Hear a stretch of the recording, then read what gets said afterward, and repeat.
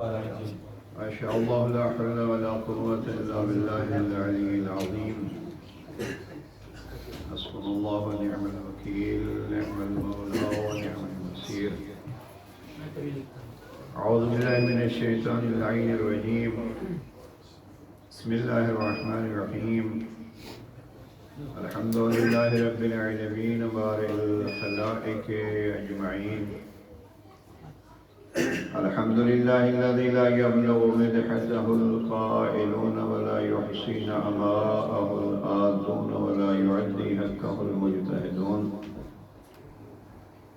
الذي لا يدركه بعد الحمم ولا يناله غوص الفتن، الذي ليس لصفته حد محدود ولا نعت موجود ولا عجل ممدود ولا وقت معدود. بسم الله. وترى الخلائق بقدرته ونشر الرياح برحمته وابتدى بالصخور ميدان أرضه. أول الدين معرفته سبحان الله. ثم الصلاة والسلام على سيدنا ونبينا وطبيب قلوبنا وشفيع ذنوبنا مولانا ومولى الكونين جد الحسن والحسين أبي القاسم محمد.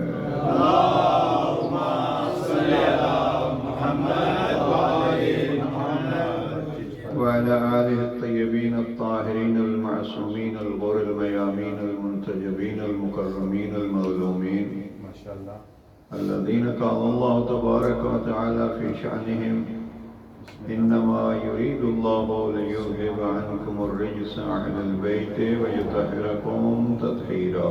اللهم صل على محمد وآل محمد. رحمة الله على محبيهم ومواليهم وشيعتهم أجمعين، واللعنة الدائمة على أعدائهم ملعونين. أما بعد، فقد قال الإمام عليه السلام: بنا فتح الله وبنا ختم. ومحمد وآل محمد صلوات. اللهم صل على محمد وآل محمد.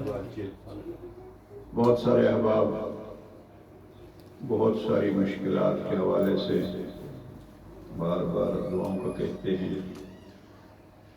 دعا ہے کریم اللہ اس صف اعضاء کے معصوم بچوں کے صدقے میں اور صف اعضاء کے ائمہ معصومین علیہ السلام کے صدقے میں اس صف اعضاء پہ جو آ کے تیری ذات سے سوال کرتے ہیں، ان کے صدقے میں انہیں خالی نہ لوٹا. جو حاجات رکھتے ہیں، جو دعائیں ان کے دلوں میں ہیں، تو دلوں کے رازوں سے آگاہ ہے پروردگار، ان کی وہ حاجتیں پوری فرما. جو مشکلیں و پریشانیوں میں گرفتار ہیں پروردگار، بالخصوص جو مریض ہیں، ان کو شفا عاجلہ و کاملہ عطا فرما. کریم اللہ ہمیں تعلیمات محمد و آل محمد سے مستفید ہو کے واقعی شیعہ بننے کی توفیق نصیب فرما. ہمیں امام عصر کے ظہور کی وہ سعادت اور وہ سایہ نصیب فرما. اور جو بزرگان محنت کر کے عزاداری ہمارے سپرد کر گئے ہیں، دین الہی اور تعلیمات محمد و آل محمد کو ہمارے سپرد کر گئے ہیں، پروردگار ان بزرگان کے درجات بلند فرما اور انہیں جوار معصومین میں جگہ عنایت فرما. دعاؤں کی قبولیت کے لیے صلوات پڑھ لیجیے. محمد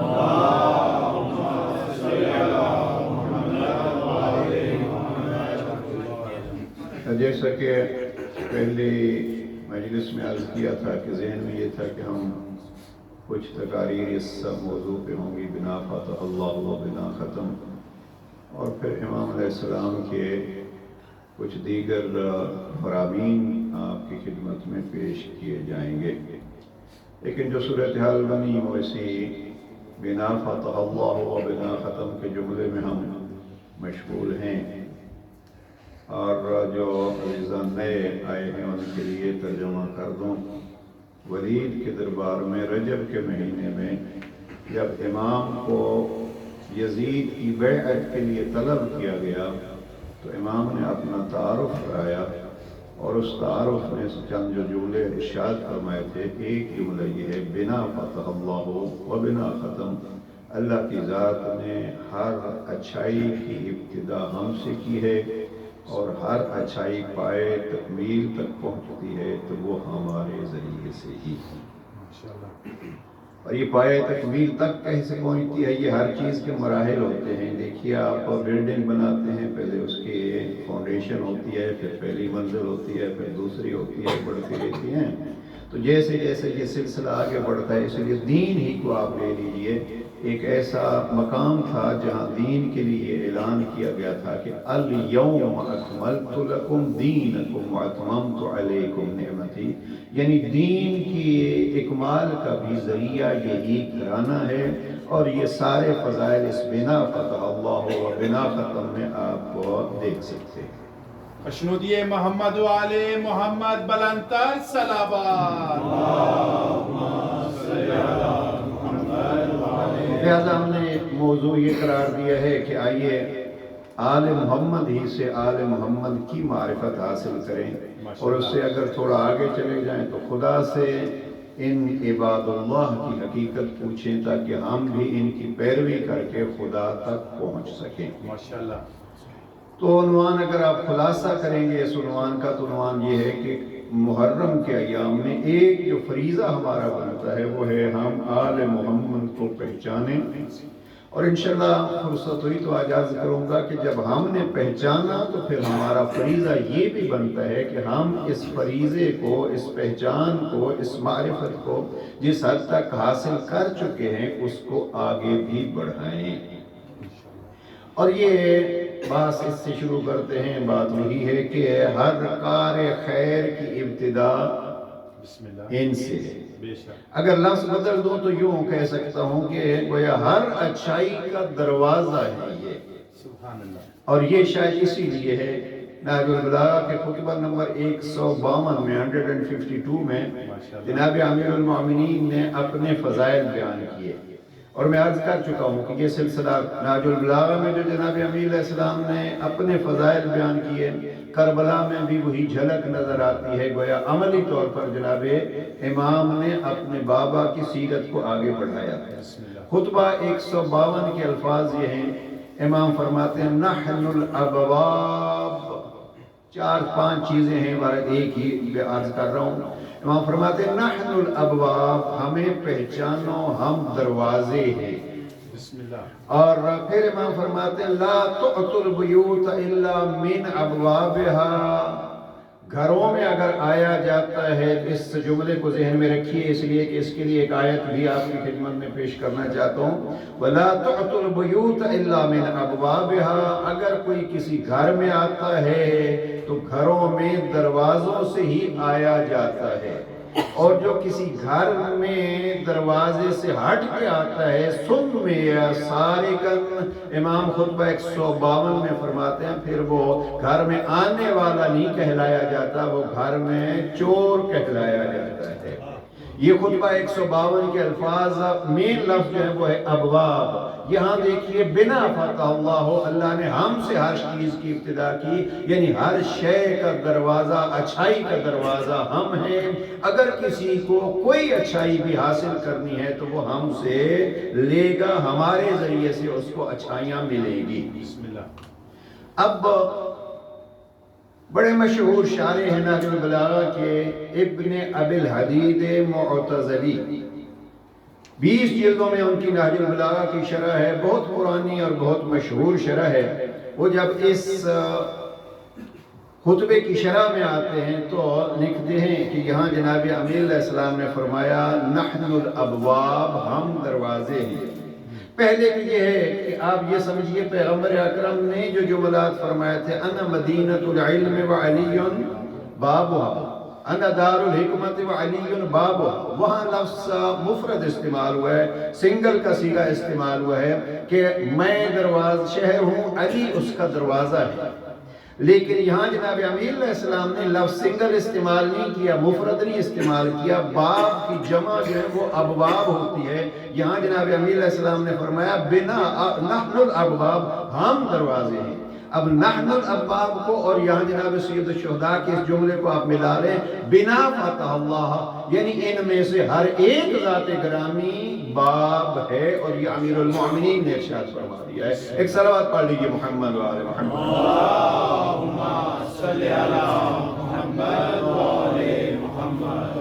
ابن ابی الحدید معتزلی لکھتے ہیں کہ جناب امیر علیہ السلام نے کوئی قید نہیں لگائی۔ جناب پیغمبر اکرم نے جو فرمایا کہ میں شہر علم ہوں، علی اس کا دروازہ ہے، میں شہر حکمت ہوں یا حکمت کا گھر ہوں اور علی اس کا دروازہ ہے، تو پیغمبر نے وہاں علم اور حکمت کا ذکر کیا ہے، لہٰذا علم اور حکمت کا باب علی کو گویا قرار دیا ہے۔ لیکن یہاں جناب امیر علیہ السلام نے جو فرمایا نحن الابواب، تو ابن ابی الحدید کہتے ہیں، اور میری بحث کا ایک مین نقطہ ابن ابی الحدید کے ساتھ یوں جڑتا ہے کہ ابن ابی الحدید کہتے ہیں جناب امیر علیہ السلام نے ایک تو جمع کا صیغہ استعمال کیا ہے، یعنی یہ سب گھرانہ دروازہ ہے، اور دوسرا یہ ہے کہ جناب امیر علیہ السلام نے کوئی قید نہیں لگائی۔ اس پوائنٹ کو سمجھانا چاہتا ہوں یوتھ کو کہ کوئی قید نہیں لگائی کہ ہم کس چیز کا دروازہ ہیں۔ ابن ابی الحدید کہتے ہیں ہر اچھائی کا، وہ خواہ توحید کی طرف جانا ہو، رسالت کی پہچان کرنی ہو، قرآن کو سمجھنا ہو، اگر کسی چیز کو بھی ایک فہرست بنوائی ہے ابن ابی الحدید نے کہ جس اچھائی کو آپ دیکھیں گے ہر اچھائی کا دروازہ علی ابن ابی طالب ہے۔ نعرہ تکبیر، نعرہ رسالت، نعرہ حیدری، بلندر صلوات۔ اب یہ خطبہ 152 نہج البلاغہ کو 152۔ اب ایک آیت بھی اگر فرصت ملے تو اس کو دیکھیے گا، قرآن مجید کے دوسرے سورہ کی آیت نمبر 189 ہے۔ وہاں حج کی گفتگو ہے، اور حج کی گفتگو کے بعد ارشاد پروردگار ہوتا ہے کہ لیس البر ان تأتوا البیوت من ظہورها، کوئی اچھائی یہ نہیں ہے، نیکی یہ نہیں ہے، کار خیر یہ نہیں ہے کہ آپ گھر کے پشت کی طرف سے آئیے، اچھائی یہ ہے کہ آپ تقوی اختیار کرو، وَأْتُوا الْبُيُوتَ مِنْ أَبْوَابِهَا۔ مجلس اور محنت سمجھنے والے احباب، میں نے آپ کو توجہ دلائی تھی کہ اب قرآن مجید کے الفاظ کیا ہیں کہ اچھائی یہ ہے کہ وَأْتُوا الْبُيُوتَ مِنْ أَبْوَابِهَا، اچھائی یہ ہے کہ آپ گھر کے دروازے سے آئیے۔ اب بات بڑی واضح ہو گئی، قرآن کہتے ہیں اچھائی یہ نہیں ہے کہ آپ گھر کی پشت کی طرف سے آئیے، اچھائی یہ ہے کہ آپ تقوی اختیار کیجئے اور گھر کے دروازے سے آئیے۔ اب دروازہ کون سا ہے؟ یہاں میں نے بہت ساری تفسیریں دیکھی ہیں، ایک بڑی اچھی ویب سائٹ ہے جس میں کوئی 52 تفسیریں ایک جگہ پہ انہوں نے عربی میں جمع کیے ہیں۔ یہ ایک اردن گورنمنٹ کے ایک ڈپارٹمنٹ کی یہ تفسیر کی ویب سائٹ ہے، اس میں آپ کو ساری تفسیریں تقریباً 52 تفاسیر، اس میں کوئی 7-8 شیعہ تفسیریں ہیں اور اہل سنت تفسیریں سب اس میں موجود ہیں۔ میں ان کو دیکھ رہا تھا، شیعہ تفسیریں دیکھی، سنی تفسیریں دیکھی کہ اب یہ ابواب جو ہے اچھائی یہ ہے کہ دروازے سے آؤ۔ کوئی تو بتلا دے قرآن کا مفسر کہ وہ دروازے کون سے ہیں، وہ پتھر کے ہیں، لکڑی کے ہیں، لوہے کے ہیں، سنگ مرمر کے ہیں، کون سے دروازے ہیں، کون سے؟ اب حرم جناب پیغمبر اکرم کو دیکھیے، یہ باب جبرائیل ہے، یہ فلاں باب ہے، آپ مکے میں جائیے، آپ نے 20 دروازے بنائے ہوئے ہیں۔ کوئی تو آئے ہمیں بتلائے اس دور میں وہ دروازے کون سے ہیں جن سے ہمیں داخل ہونا ہے، اور اچھائی یہ ہے کہ ان دروازوں سے داخل ہوں، اور کوئی آپ کو نہیں بتلائے گا، وہی بتلائیں گے جنہوں نے علوم کو آل محمد سے لیا ہے، وہی بتلائیں گے جو اس دروازے سے گئے تھے جس دروازے کو رسول اللہ نے دروازہ کرا۔ چمن چمن کلی کلی، علی علی علی علی، نگر نگر گلی گلی، علی علی علی علی، نعرہ حیدری حیدری۔ تعجب ہوا مجھے، بعض تفسیریں ایسی ہیں جناب، آل محمد کے فرامین ان کو پیش کرنا تکلیف ہوتی ہے۔ فخر الدین رازی نے، اگر میں بھول نہیں رہا تو یہ فخر الدین رازی کی تفسیر ہے، یہ ایک تفسیر میں یہ دیکھ رہا تھا کہ ظاہراً شوکانی کی تفسیر ہے، وہ اس میں لکھتا ہے کہ باب سے مراد یہ ہے کہ اچھائی کو وہاں سے لو جو اچھائی کے عالم ہیں، جاہل کے ذریعے سے کچھ حاصل نہ کرو۔ وہ کہتے ہیں مسجد کے بحث حج کے مسائل کی آ رہی ہے، حج کے مسائل اگر آپ نے جاننے ہیں تو حج کے مسائل بھی آپ عالم سے لو، جاہل سے نہ لو۔ لیکن پھر بھی یہ توفیق نصیب نہیں ہوئی کہ یہ تو بتلا دے کہ وہ کون ہے جس کو باب العلم نبی نے قرار دیا ہے۔ اب اسی کو ہم کہتے ہیں کہ یہ فضائل چھپانے کی ایک کوشش ہوتی ہے، لیکن الحمدللہ ہیں وہ باشرف افراد جنہوں نے واضح کیا ہے کہ اگر دروازوں کو دیکھنا ہے تو یہ دروازہ فقط علی نہیں ہے، بلکہ یہاں ہمارے مجمع البیان نامی تفسیر میں علامہ طبرسی نے جناب جابر کے حوالے سے امام محمد باقر علیہ السلام سے یہ روایت نقل کی ہے۔ صلوات پڑھ لیجیے پانچ فضائل بیان کیے ہیں جناب امام پنجم کے حوالے سے۔ پہلا یہ ہے نحن ابواب اللہ وسبلہ، اللہ کی طرف جانے والا دروازہ ہم ہیں اور اللہ کی جنت میں لے جانے والے دروازے ہم ہیں، اللہ کی طرف بلانے والے ہم ہیں۔ لہذا عزیزان گزارش یہ ہے فریضہ سمجھ کے پہچانا کیجئے وہ دروازے کون سے ہیں جن سے ہر اچھائی ملتی ہے، اور اگر کہیں بات واضح نہ ہو تو علی سے پوچھ لیجئے جو فرماتے ہیں نحن الابواب، نبی سے پوچھ لیجئے جو فرماتے ہیں علی باب، یا حسین ابن علی سے پوچھ لیجئے۔ بنا فتح اللہ و بنا ختم، ہر شے، ہر اچھائی، ہر خیر اور قرآنی لفظ کے مطابق ہر بر ہم سے شروع ہوتی ہے، پائے تکمیل تک پہنچتی ہے تو ہمارے ذریعے سے۔ نعرہ حیدری، یہ محمد والے محمد بلندر صلوات۔ اللہم صلی علی محمد والے محمد۔ اب اس سے آگے بھی کوئی بات ہے یا دروازہ پہچان لیا اور کافی ہے؟ جی، دروازہ آدمی پہچان لے، اس پہ دستک نہیں دے، جی کچھ تو ایسے ہوتے ہیں جن کے دروازے کھلے رہتے ہیں، کوئی سائل تاکہ خالی نہ چلا جائے۔ ہمارے استاد محترم فلسفہ ہم نے ان سے پڑھا تھا، کوئی تقریباً 1.5 سال ہوگا ان کی رحلت ہوئی ہے، حسن زادہ آملی، انہوں نے ایک روایت نقل کی ہے۔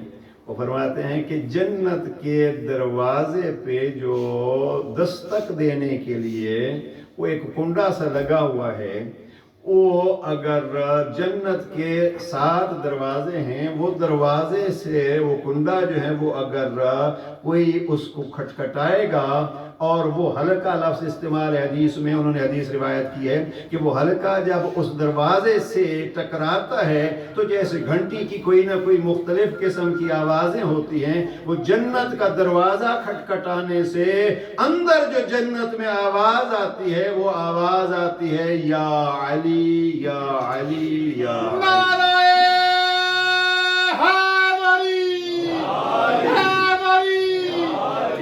لیکن یہ یا وہ پھر فرمانے لگے کہ ابھی آپ لوگوں کو، یہ کوئی بڑی بات تو نہیں تھی، تو وہ فرمانے لگے ابھی ہمارے لوگوں کو چاہیے دروازے اگر گھر کو جنت بنانا ہے تو کم از کم آواز ایسی گھنٹیوں میں اپنی بیل میں رکھیں کہ جب کوئی باہر سے بیل دے، گھنٹی بجائے، تو کم از کم اندر جو ہے وہ یا علی کی آواز آئے، کم از کم تشبیہ جنت بن جائے گا میرا گھر۔ تو میں نے دیکھے ہیں پھر یہاں یوکے میں بھی میں نے بعض ساتھیوں کے گھروں میں دیکھا ہے کہ اگر آپ بیل دیں گے تو اندر سے یا علی کی آواز آتی ہے۔ تو یہ دروازہ لیکن آپ کو وہ دستک دینی پڑے گی۔ اب اگر انسان دروازے پہ بیٹھا رہے اور پھر کھٹکائے نہیں، اس کو سوال نہ کرے، تو اب یہ دروازے کی کوتاہی ہے، گھر والوں کی کوتاہی ہے یا سائل کی کوتاہی ہے؟ اب دیکھنا یہ ہے عزیزان، ہم نے کتنی دفعہ یہ دروازہ کھٹکھٹایا اور کتنی دفعہ ہم نے اس سے اچھائی لی۔ موضوع ذہن میں رہے، ہمارا موضوع کیا ہے؟ آئیے کربلا والوں کو پہچانیں اور پھر پہچنوائیں۔ ساری زندگی نجمہ فندی نے بڑا خوب کہا، اہل بیت کے بارے میں فرماتے ہیں کہ حب اہل بیت سفینہ نوح ہے مگر تیری بھی سفینے میں جا ہے کہ نہیں ہے؟ ہاں، حب اہل بیت میں تو کوئی شک نہیں ہے کہ حب اہل بیت سفینہ نوح ہے، لیکن اب کیا کرے، سفینہ نوح میں یہ بھی ہے تو سفینہ سامنے تھا اور بیٹا سوار نہیں ہوا۔ اب کہیں خدا نہ کرے ایسا تو نہیں ہے کہ ہم دعوے دار تو ہیں، حب سفینہ والے ہیں، لیکن جب سواری کی بات آتی ہے تو نوح کی صدا بھی ہمیں سنائی نہیں دیتی۔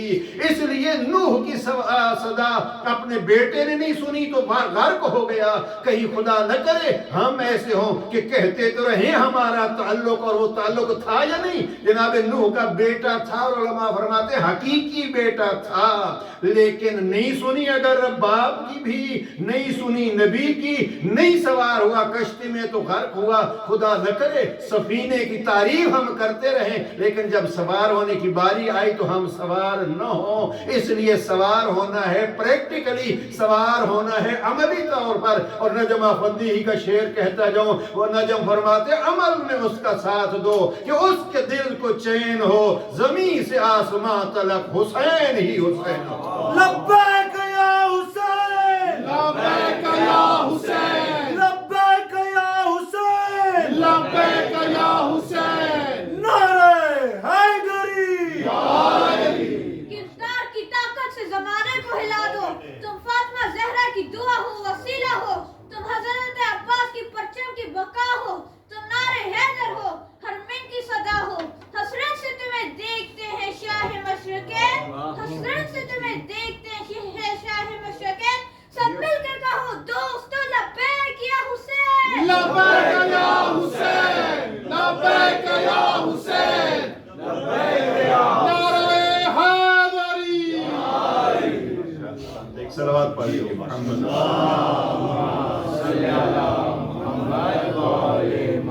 عزیزاً، معرفت اہل بیت، کیونکہ میں چند جملات اس پہ عرض کرنا چاہتا ہوں کہ پیغام کربلا کی اشاعت کی کیا ہم نے کوشش کی ہے، کیا اس ذمہ داری کو ہم نے سمجھا ہے۔ پہچان ایک مرحلہ ہے، مجھے خوشی بھی ہوئی اور خود پہ افسوس بھی ہوا۔ ڈاکٹر صاحب کل ہمیں ایک یہاں نیو کاسل کی بات بتلا رہے تھے، وہ کچھ سلسلہ ایسا کہ نیو کاسل کا اور دوسرے کا پیٹر برو کا جڑ گیا۔ وہ یہ ہے کہ ایک ڈاکٹر صاحب ہیں یہاں، اور وہ ڈاکٹر پیٹر برو گئے کہیں، بعض علماء ہمارے جو وہاں موجود ہیں ان کے ساتھ ان کی نشست ہوئی، اور وہ مسلمان تھے اور شیعہ ہوئے، چند سال ہوئے شیعہ ہوئے۔ اور وجہ کیا تھی؟ وجہ وہ تفصیل سے جو بیان ہوتی ہے اس میں خلاصہ یہ ہے کہ کہیں کسی نماز جمعہ میں اہل سنت کی کسی مسجد میں جناب زہرائے مرضیہ کے بارے میں انہوں نے فضائل سنے، تو پھر اس نے پوچھا کہ یہ کون ہے، کہ کس کا تذکرہ ہو رہا ہے؟ بتلایا گیا یہ نبی کی بیٹی تھی، تو ایک ہی بیٹی تھی، بڑی عظمت والی تھی، تو پھر اس کا آگے کیا ہے، وہ کیا ہوا؟ اب جب یہ کیا ہوا تو اب چھپانے پہ اور پردہ ڈالنے پہ کوشش کی گئی، یہ ہوا اور وہ ہوا، اور یہ اختلافی مسئلہ ہے۔ آپ کہیں کسی کو کہیں یہ اختلافی مسئلہ ہے تو وہ نہیں جاننا چاہتا تو بھی جاننے کی کوشش کرتا ہے۔ اب اس نے کوشش کی اور کوشش کرتے کرتے کہ وہ پھر ان کے شوہر کا نام علی تھا، اور جب یہ جناب زہرا کے ذریعے سے وہ گہرائی میں اترا تو یہ دروازہ بن کے پھر خود بلا لیتے ہیں، اور ایک انگریز آپ کے نیو کاسل میں موجود ہے، اور پھر اس کا خاندان بھی شیعہ ہو کے بتلاتا ہے۔ اگر آپ اس قابل ہو جائیں کہ دنیا کو بتلائیں سیدہ کون تھی، تو یہ اس گھرانے کو مقناطیس کی طرح وہ کھینچ کے اپنا بنا لیتے ہیں۔ نعرہ حیدری، آقا زادی کی ذات پر بلند تر صلوات۔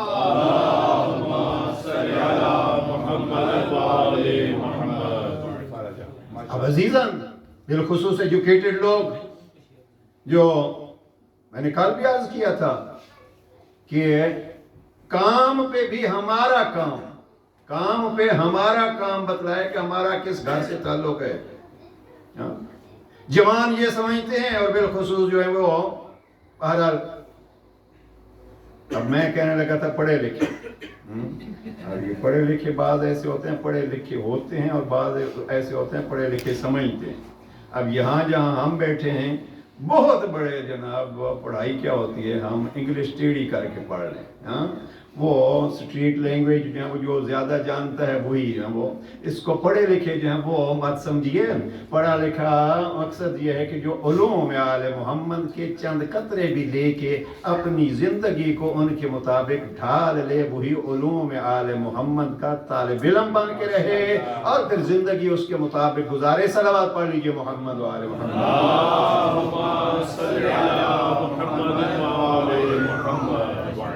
عزیزاً اب ہم نے خود سے پوچھنا ہے. میں جو چیز عرض کر رہا تھا میں نے اپنے وہاں جوانوں کو بھی پیٹر برو میں کہا تقریباً 1 مہینہ پہلے کا.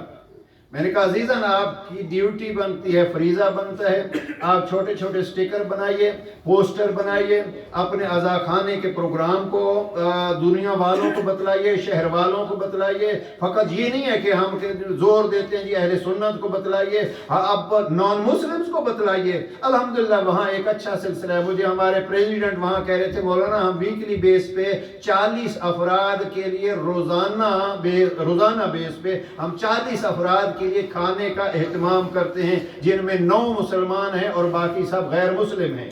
اب یہ سلسلہ ہوتا ہے تاکہ ہم اپنے عمل سے بتلائیں. ہمارے ہاں عموماً یہ ایک محاورہ ہے, کسی بھوکے سے پوچھا گیا تھا 2 اور 2, اس نے کہا 2 اور 2 بنتا ہے 4 روٹیاں. اب اس کے ذہن میں 4 روٹیاں ہوں گے, وہ آپ کے فضائل کیا سنے گا. یعنی دونوں اعتبار سے اگر کوئی ایسا بندہ ہے جو غربت میں, جو بھوک میں آپ کا محتاج ہے, آپ آگے بڑھ کے جائیے. آل محمد یتیم پرور گھرانہ. اور آج آپ سنیں گے جناب قاسم کا تذکرہ, وہ یتیم جو کربلا میں بہت سے پہلے کربلا سے یتیم تھا, اس یتیم کو مد نظر رکھتے ہوئے 13 سال کا یتیم اپنی قربانی دے دیتا ہے. جوانان آپ کی ذمہ داری ہے کہ آپ بھی اس ماحول میں یہ مت دیکھیے کہ یہ مسلمان ہے یا یہ غیر مسلم, یہ خدا کو مانتا ہے یا نہیں. مجھے بہت پسند ہے وہ واقعہ. جناب ابراہیم بڑے مہمان نواز تھے اور کبھی مہمان کے بغیر کھانا نہیں کھاتے تھے. جناب ابراہیم ایک دن بیٹھے ہیں بھوکے, مہمان آیا نہیں کوئی. اب چلے گئے ایک چوک پہ, کوئی ہے جو میرے ساتھ کھانا کھائے. ایک مسافر آ گیا, لے گئے گھر, کھانا بچھایا. اب بسم اللہ الرحمن الرحیم, وہ چپ. کہا تو بھی پڑھ. کہا میں تیرے رب کو مانتا ہی نہیں ہوں. کہا اٹھ جا. اب جو اٹھے تو رب کریم فرماتا ہے میرا ابراہیم, میرا خلیل, یہ 50-60 سال کی عمر ہے اس کی, مجھے نہیں مانتا, مجھے نہیں مانتا. میں تو اس کو کھانا دے رہا تھا, تو کیسا خلیل ہے. ایک دن اس کو دینا پڑا تو اس کو اٹھا دیا. جا اس کو بلا لیا, واپس دسترخوان پہ بٹھا. مجھے مانے یا نہ مانے ہے تو میرا, مجھے مانے یا نہ مانے ہے تو میرا. اب دوڑے جناب ابراہیم, آجا آجا. کہا پہلے بھی بلایا تھا, کھانا نہیں کھلایا. کہا پہلے میں نے بلایا تھا, اب اس نے بلایا ہے. اب جب اس نے کہا نا, اب جناب ابراہیم نے کہا پہلے میں نے بلایا ہے, اب اس نے بلایا ہے. کہا اب اس کا پتہ بتلا, میں پہلے اس کا کلمہ پڑھ لوں پھر تیرے ساتھ کھانا کھاؤں. نعرہ تکبیر, نعرہ رسالت, نعرہ حیدری. یاد رکھیے ناج البلاغہ کا خط نمبر 45, عثمان ابن حنیف بصرے کا گورنر. میں کبھی کبھی اس نگاہ سے بھی پڑھتا ہوں, جیسے میں نے کہا تھا نا کہ فضائل پڑھیے اس بیس پہ. کبھی کبھی علی کی یہ شکوے, ہم نے اس کتاب میں ایک باب بنایا ہے شکوے علی. ایک ہے مظلومیت علی اور ایک ہے شکوہ علی. جنہوں نے خلافت چھینی وہ مظلومیت کا پہلو, اور جو اپنوں سے جناب امیر علیہ السلام کو تکلیفیں پہنچی ہیں وہ ہم نے باب بنایا شکوہ. خط نمبر 45 میں بس سمیٹ رہا ہوں گفتگو کو, اس لیے کہ 8:45 پہ ہمیں کمپلیٹ کرنا ہے انشاءاللہ. اور جناب امیر المومنین کا گورنر بصرہ کا اتنی جھڑکیاں دیں, وقت نہیں ہے کہ تفصیل میں جاؤں, پڑھیے گا دیکھیے گا خط 45 کو. امام فرماتے ہیں عثمان اپنے امام کو تو دیکھا ہوتا, آپ کے امام نے آپ کی اس بھری دنیا سے 2 روٹیوں پہ گزارا کیا ہے اور 2 چادروں پہ گزارا کیا ہے. آپ ہم جیسے تو نہیں بن سکتے لیکن کم از کم میری مدد تو کرتے. لوگ آپ کو دیکھ کے یہ تو کہتے کیا کیا. ایک دعوت تھی جس دعوت میں جناب امام نے اس خط 45 میں فرمایا عثمان وہاں رنگ برنگے کھانے تھے, بڑے بڑے پیالے تھے, آپ کی طرف بھی بڑھ رہے تھے, لوگ بھی کھا رہے تھے. میرے لفظ یہ لوگ کھاتے رہیں تو کھاتے رہیں لیکن علی والا علی کو بھول کے. امام کے یہاں لفظ ہیں, امام فرماتے ہیں وہ مجلس اور وہ محفل ایسی تھی غریبوں کو دور رکھا گیا تھا, امیروں کو بلایا گیا تھا. عثمان آپ وہاں چلے گئے جہاں غریبوں کو دھتکار دیا گیا تھا. یعنی جناب علیہ السلام کی گورنر میں بھی اس بیس پہ نظر ہوتی ہے کہ کون کہاں جا رہا ہے, کون کیا کھا رہا ہے. عقیدہ مضبوط کیجئے عزیزان. قُلْ اعْمَلُوا فَسَيَرَى اللَّهُ عَمَلَكُمْ وَرَسُولُهُ وَالْمُؤْمِنُونَ. قرآن فرماتا ہے جو جی چاہے کرتے رہو لیکن عقیدہ مضبوط کرو. آپ کے کیے ہوئے کو اللہ جانتا ہے, اللہ کا رسول جانتا ہے, مؤمنون جانتے ہیں. معصوم فرماتے ہیں یا مؤمنون سے مراد ہم آل محمد. سبحان اللہ, سبحان اللہ. اب اس سے مختصر مجھ سے نہیں ہو سکتا. صلوات پڑھ لیجئے محمد و آل محمد. اللہم صلی علی محمد و آل محمد. کتنوں کو دعوت دی, عشرہ ہو رہا ہے.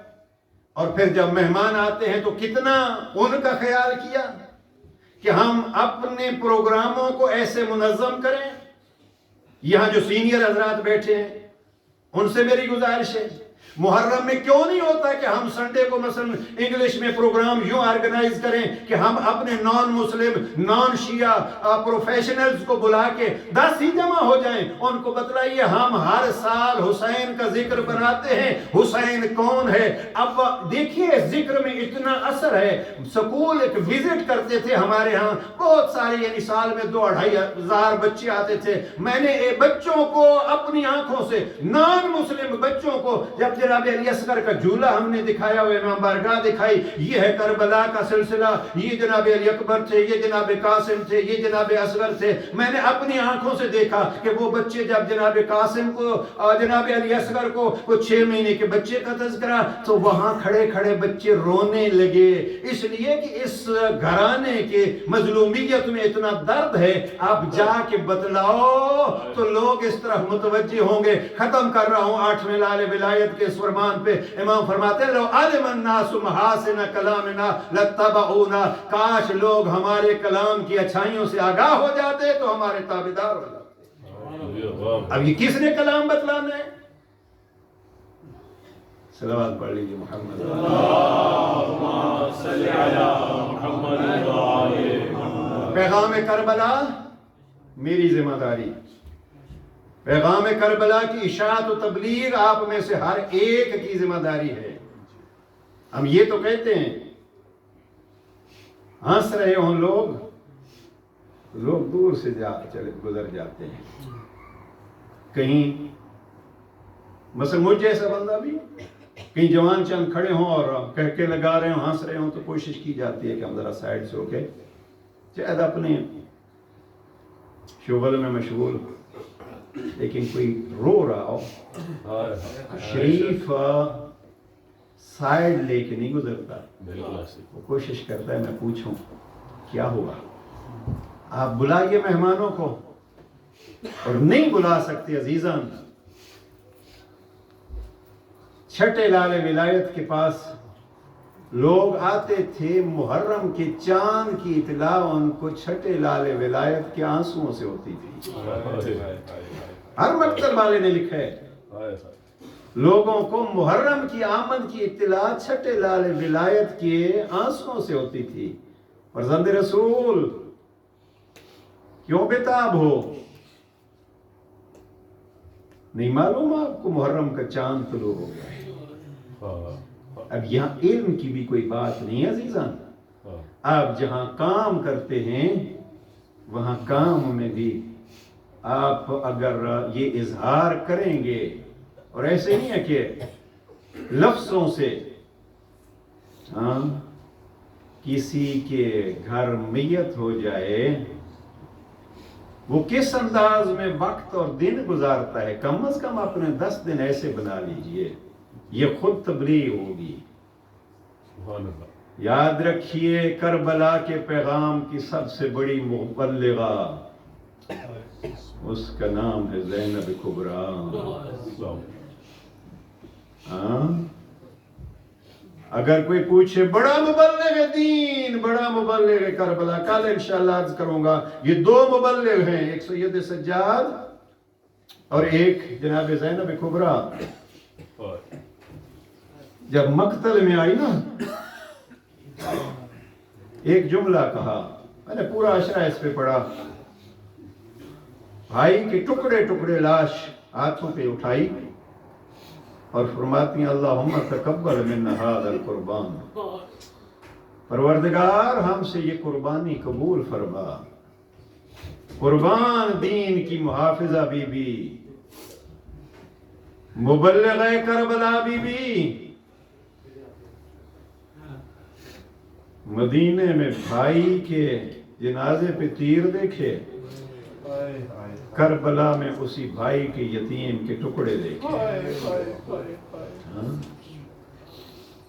ایک بھائی کے، ایک بزرگ کا جملہ، ایک بھائی کے جنازے پہ تیر دیکھے، دوسرے بھائی کا جنازہ تیروں پہ دیکھا.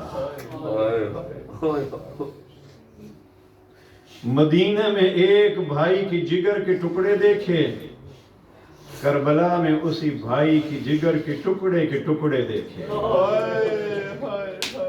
عرض کیا ہے کربلا کے بعد آپ کو بہت یتیم نظر آئیں گے. کربلا سے کوفہ، کوفہ سے شام کی راہوں پہ آپ کو بہت سارے مزار یتیموں کے، لیکن کربلا میں یا جناب مسلم کے یتیم یا پھر آپ کو حسن مجتبیٰ کے یتیم نظر آئیں گے. رات جو ڈھلی، کربلا کا غریب چراغ بجھا رہے ہیں، چلے جاؤ کل سارے مرد مارے جائیں گے. 13 سال کا حسن مجتبیٰ کا یتیم ام فروا کی پرورش کا نمونہ، آئینہ،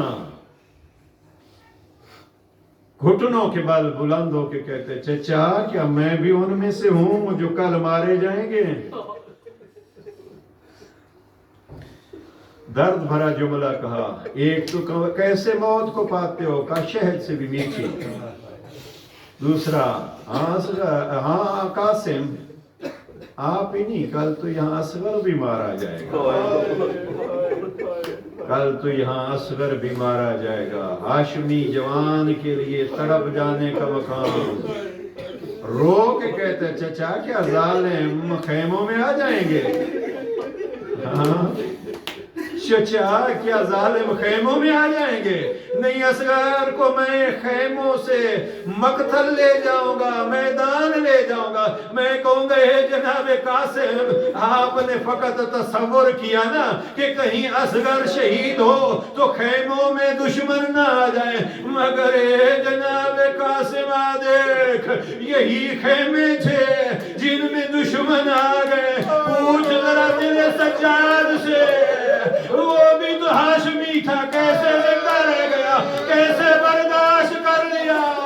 نیزوں سے پھپھیوں کی چادری اترتی رہی، اکیلے ہیں سجاد قاسم آ جاؤ.